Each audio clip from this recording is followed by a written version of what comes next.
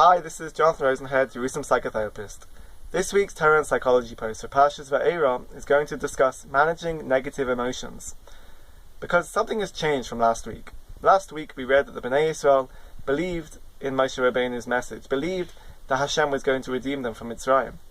But now in this week we read that they couldn't listen to this message anymore, perhaps didn't even believe that Hashem was going to redeem them. And the Torah explains that this is because of kotzar ruach and avodah kasha, which means shortness of breath and hard labour. And this seems to be a barrier to being able to listen to this message of hope. So what is this barrier? And what is kotzar ruach? There are a number of explanations for what is ruach, but I'm going to focus on the explanation that looks at it from a psychological perspective, psychological well-being and mental health. And we know from the research that if somebody is in a situation of psychological distress, this can affect their psychological functioning, and also can distort their perspective of things.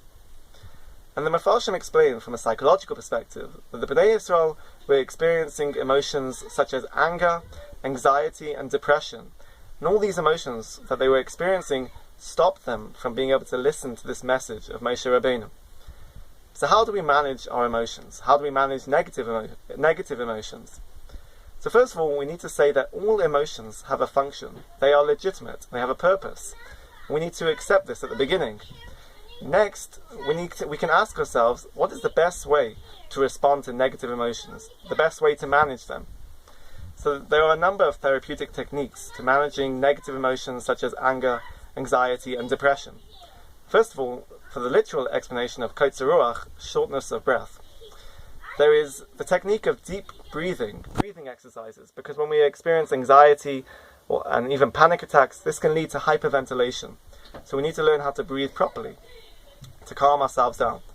Next is something called somatic experiencing, where we look at our physiological sensations, we acknowledge them, and we learn how to cope with them so they don't affect us too much. And there's also mindfulness, which teaches a person not to engage with the physiological sensations and not to engage with the negative emotions or the thoughts that we have. Next, in order to deal with our cognitive misconceptions, we can use CBT to reframe our thoughts. Thoughts such as, it's too difficult for me, I can't cope, it's just too much. We can reframe our misconceptions to think in a more positive way. And finally, in dialectical behavior therapy, we have something called distress tolerance. Distress tolerance teaches a person to something called radical acceptance, to accept the situation that they're in. And also teaches a person to use their senses, all of their senses, to self-soothe, to be able to get through the situation, to be able to calm themselves down.